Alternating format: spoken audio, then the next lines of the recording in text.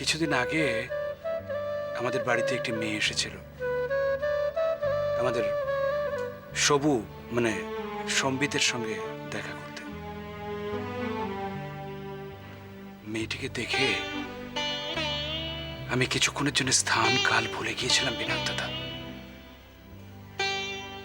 তাকে একেবারে হুবহু প্রতিমার মতো দেখতে।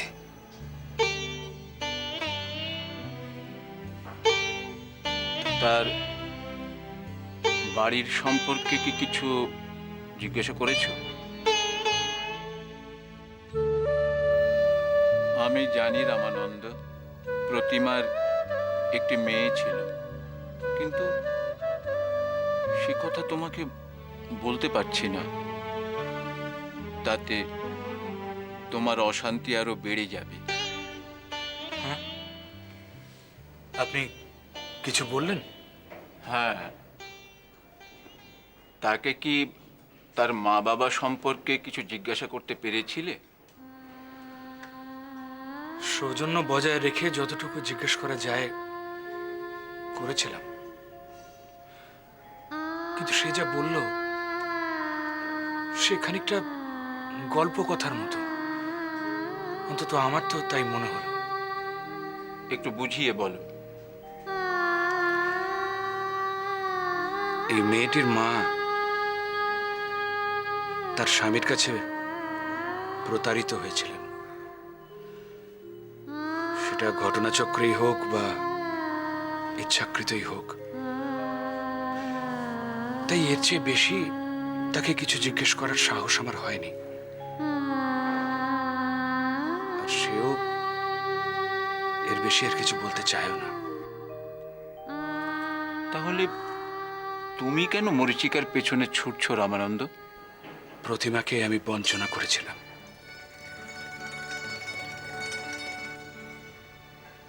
সে সে কোনো দোষ করেনি। লাহিড়ী বাড়িতে তার স্থান হবে না জেনে আমি তার কাছ থেকে দূরে সরে গিয়েছিলাম। সে একটা অনুযোগ করেনি, একটা প্রতিবাদ করেনি, নিঃশব্দে নিজের নিজের ভাগ্যকে মেনে নিয়ে সরে গিয়েছিল। আমি তার কাছে বড় অপরাধী বিনায়ক দাদা। শুধু একবার নিজের অপরাধটা স্বীকার করার সুযোগ একটা আমার চাই। রামানন্দ,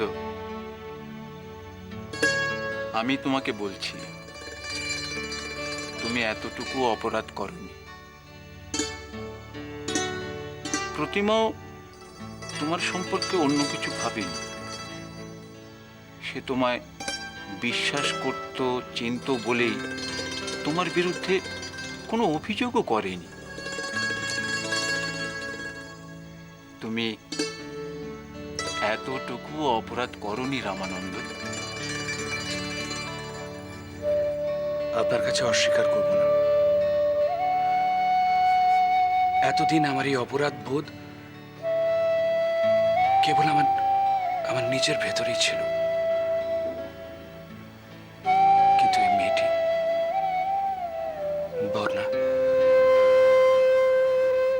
ওকে দেখার পর আমার কেন জানি মনে হচ্ছে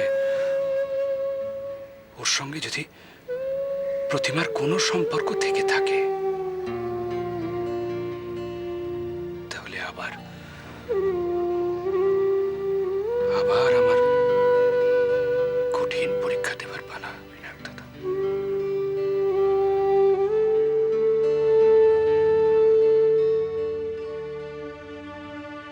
ভাই, সুজাতা বললো তুমি নাকি আমাকে ডাকছিলে। হ্যাঁ, বস বস। বলো না, শুনছি কি প্রবলেম। প্রবলেম কিছু না, আসলে মা সেদিন আমায় ডেকেছিল, বলল যে কাকামণির জন্মদিনটা এবার বেশ সবাই মিলে হইচই করে যদি করা যায়। অনেকদিন বাড়িতে সবাই মিলে একটা গেট টুগেদার হয় না তো। হ্যাঁ, তা হোক না, সমস্যাটা কোথায়? সমস্যাটা হলো বাবা সেটা চান না। বাবার এ ব্যাপারে একেবারে ঘোরতর আপত্তি আছে। কাকামণির অনেকদিন থেকেই এই হইচই না করার জন্য স্ট্রিক্ট ইনস্ট্রাকশন আছে, বুঝলি? আর সেটা যে আছে আমিও জানি, খালি মা চাইছিল বলেই আমি ভাবছিলাম। এখন তবে কি কর্তব্য? এই বউদের একটু বুঝিয়ে বলা যে বেশি হইচই বাড়িতে না করা, জাস্ট নিজেদের মধ্যে। বুঝলে, এইগুলো না আমার মাথায় ঢোকে না। সত্যি বলছি, হলোই না একটু ভুল, এটা ওকেশনেই তো হচ্ছে। এই নিয়ে তো হাস হাস করা কি, আমি তো ঠিক আছে, ওহ, তোকে নিয়ে এই মুশকিল। কি মুশকিলের কি হলো? না, ভীষণ তাড়াতাড়ি তুই মাথা গরম করে দিস। আমার কথাটা শোন, বাবা যখন আপত্তি করছেন নিশ্চয়ই তার পিছনে একটা ডেফিনিট রিজন আছে। আমার মনে হয় কাকামণি হয়তো নিষেধ করে থাকবে। বেশ, এখন তাহলে কি করতে হবে? সবাইকে বারণ করে দিতে হবে। হবে, আর সেটা একটু ট্যাক্টফুলি করতে হবে। আমি তোর বৌদিকে বলে রেখেছি, তুইও সুজাতাকে বল যে ওই দুর্বা টুরবা এদের তো অল্প বয়স, তা এদের একটু বুঝিয়ে বলতে, খুব বেশি হইচই যেন না করে, লো টোনে একটা কিছু করলো ঠিক আছে। ঠিক আছে, সে না হয় হবে, ভুল লোড না হয় নাই হবে।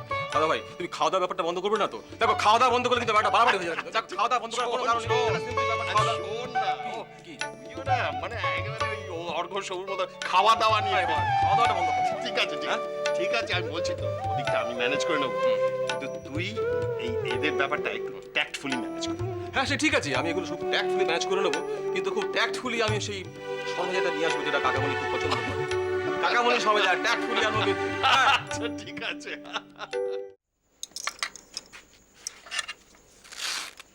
কেউ দেখলি? একদম নর্মাল আছে, পাক্কা। তুমি ওষুধগুলো খাচ্ছ তো? ওষুধ তো খাচ্ছি। হ্যাঁ, ওটা খেয়ে যেতেই হবে। কি জানিস, বলো। তোদের এই মেডিকেল সায়েন্সে যত অ্যাডভান্সমেন্ট হচ্ছে তত এই রোগের সংখ্যাও বাড়ছে। কত রকম রোগের নাম বলতো, বলতে গেলে দাঁত ভেঙে যায়। আচ্ছা, তোমার কি মনে হয় এই রোগগুলো আগে ছিল না? রোগগুলো ডেফিনেটলি ছিল। এখন মেডিকেল সায়েন্সের ডেভেলপমেন্ট হচ্ছে, ফলে রোগগুলোকে লোকেট করা যাচ্ছে, চিকিৎসা হচ্ছে। হ্যাঁ, চিকিৎসা হচ্ছে, লোকেট করা যাচ্ছে, অদ্ভুত অদ্ভুত যন্ত্রপাতি দিয়ে তার দেখাশোনা চলছে, ওষুধ খাওয়ানো হচ্ছে, মানে আলটিমেটলি পৌঁছে যাচ্ছে রোগীরা। আচ্ছা বাবা, তুমি কি বলো বলো তো? তুমি জানো এমন অনেক ক্রিটিক্যাল পেশেন্ট আছে যারা সুস্থ হয়ে বাড়ি ফিরে যাচ্ছে, যাদের 5 মাস বাঁচার কথা, তারা 2-3 বছর বাঁচছে। কিসের জন্য? 2-3 বছর বাচ্চা, মানে ওই আস্তে আস্তে মরছে, ঝপাঝপ আর মরছে না। মরবে কেন? তারা সেরে বাড়ি ফিরে যাচ্ছে। আচ্ছা, এসবের সঙ্গে তোমার এই ব্লাড প্রেশার ওঠা নামার কি সম্পর্ক? হঠাৎ তোমার এসব মনে হচ্ছে কেন? মনে হচ্ছে এই যে ওই আগেকার দিনে আমার ঠাকুরদা আর বাপ ঠাকুরদা, তাদের যে সুগার, প্রেশার, কোলেস্টেরল এসব তো কিছু ছিল না, তা ঠিক মতো ফিল্ড করতো, ওই দুমদাম আউট হয়ে যেত। ও, সেই কথা।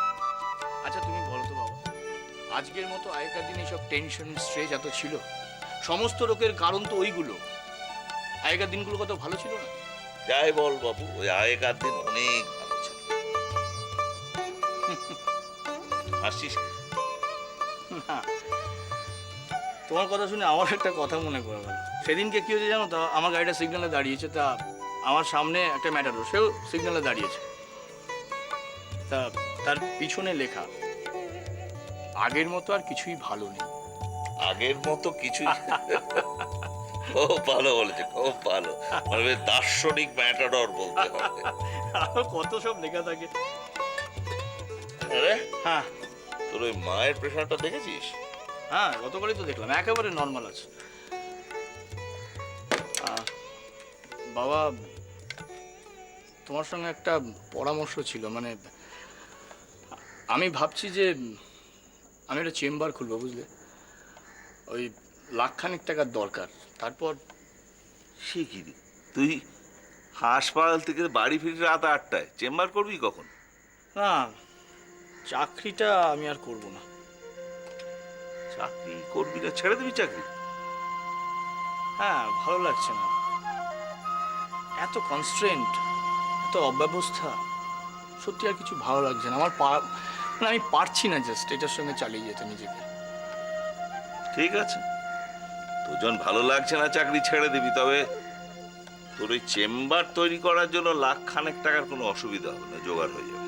ব্যাস, এবার তুমি যখন কনসেন্ট দিয়েছো তাহলে আমি নিশ্চিন্ত। আমি তাহলে একটু একটু করে এগোই।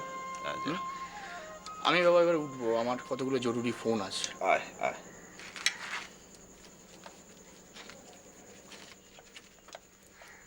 শোন, হ্যাঁ বল। ও মনোহরকে বল তোর মাকে একটু পাঠিয়ে দেবে। হ্যাঁ, আমি মাকেই বলে দিচ্ছি।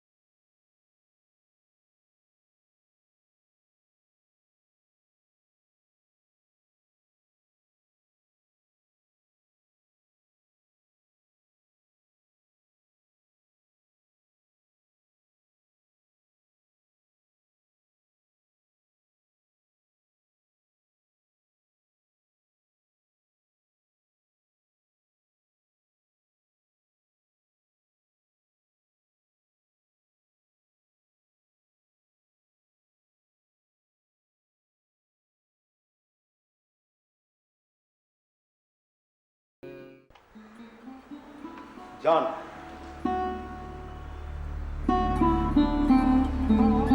নমস্কার। এসো আশিস বাবু, এসো। নমস্কার। আপনার শরীর ভালো আছে?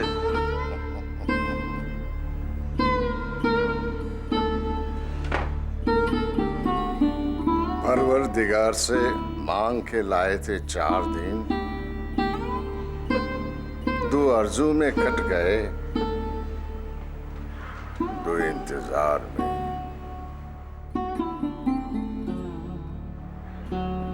বুঝলে কিছু?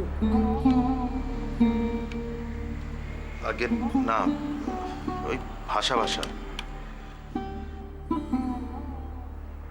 জীবনটা আশায় আর অপেক্ষায় কেটে যায় হে আশিস বাবু।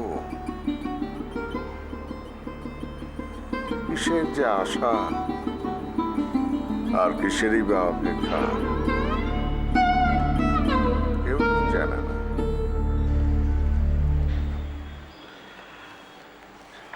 আপনি উর্দু চর্চা করেন? ইচ্ছে ছিল কিন্তু হয়ে ওঠেনি।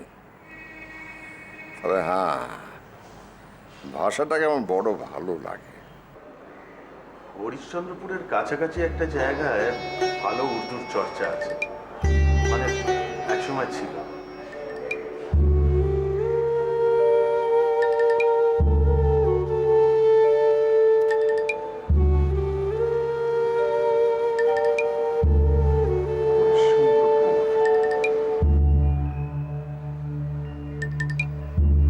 তার কথা জানো কিভাবে?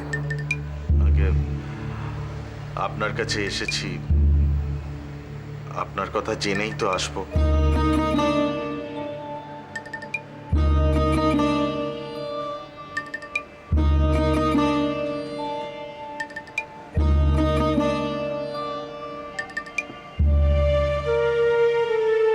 হ্যাঁ,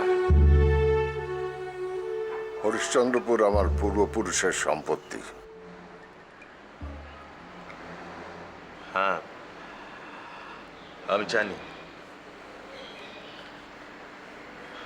আপনাকে আজ আমি বেশিক্ষণ বিরক্ত করব না। আগের দিন আপনি আমার একটা প্রশ্নের উত্তর দেননি। এই গানের প্রতি আগ্রহ আপনার কবে থেকে হলো?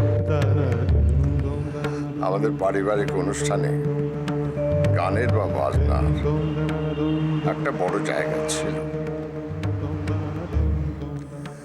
বড় বড় ওস্তাদরা যেমন আসছেন, তেমনি ওই অঞ্চলের সব গান, যেমন ভাওয়াইয়া, গম্ভীরা, এসব গাইতেও গায়করা আমাদের বাড়িতে আসতেন।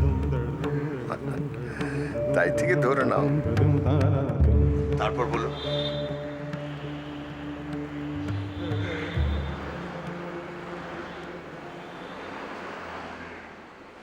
আচ্ছা আশিস, তোমার লেখা তো পড়ে শোনালেন না একদিনও?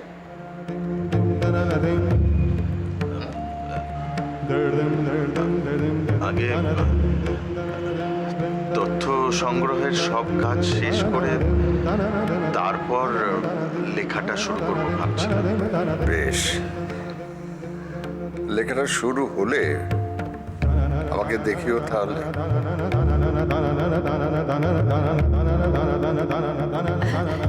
ছোট দাদু, ঠামাম বলছিলেন আপনি আমাকে ডেকেছিলেন। তুমি মস্ত বড় অপরাধ করেছো একটা, তার শাস্তি পেতে হবে তোমায়। আমি তো আজ বেশ কিছুদিন হলো তুমি আমার ঘরে আসোনি, আমার কোনো খোঁজ খবর নাওনি। কি আসামি অভিযোগ স্বীকার করছে তো? হ্যাঁ ছোট দাদু, আমার দোষ হয়ে গেছে। এবারের মতো আপনি মাফ করে দিন ছোট দাদু। আজ বেশ, এবারের মতো না হয় মাফ করে দেওয়া গেল। অর্ঘ কোথায়? ঘরে? আগে হ্যাঁ, আমি ডেকে আনবো। না না, ডাকবার দরকার নেই। আর ছোট বৌমা, তিনি কোথায়? ছোট কাকি তো নিজের ঘরেই শুয়ে আছেন। কেন শুয়ে আছেন কেন? এখন তো শোবার সময় নয়। না মানে ছোট কাকির শরীরটা বোধহয় খারাপ। শরীর খারাপ তোমাকে বলেছেন এ কথা? না না, তাহলে তো ডাক্তার ডাকতে হবে। ডাক্তার না ছোট দাদু, আমি সঠিক জানি না। তবে যাও, গিয়ে জেনে এসো, এসে আমাকে বলো।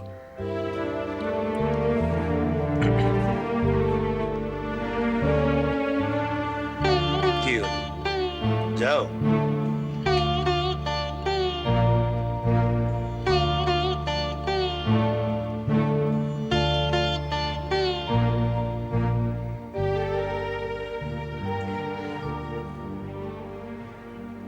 ছোট দাদু,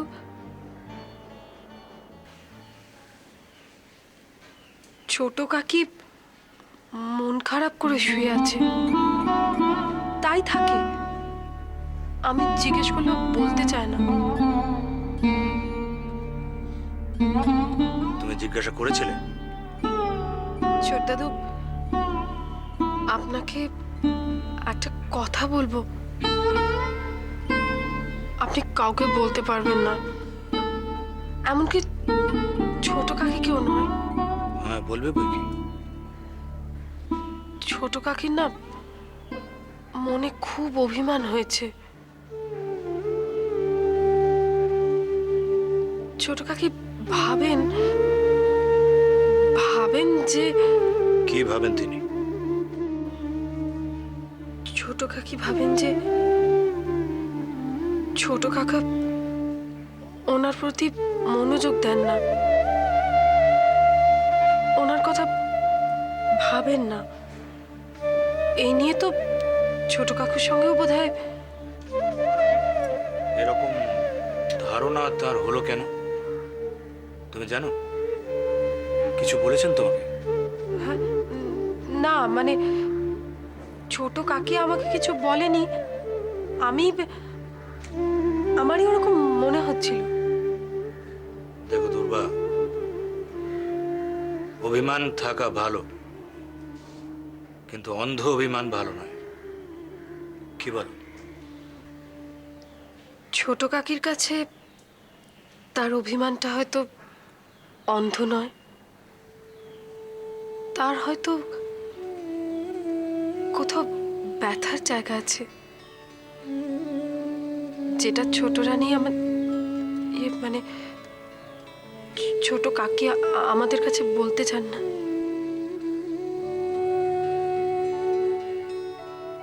তুমি ঠিক বলেছো দুর্বা, একদম ঠিক বলেছো। আমারই বোঝা উচিত ছিল, কাঁটা যার পায়ে লাগে সেই বোঝে তার ব্যথা কোথায়। আমি বোধহয় একটু বড় কথা বলে ফেললাম ছোট দাদু, আমাকে আপনি ক্ষমা করবেন। আপনি আপনি অনুমতি দিলে আমি তাহলে এখন আসি।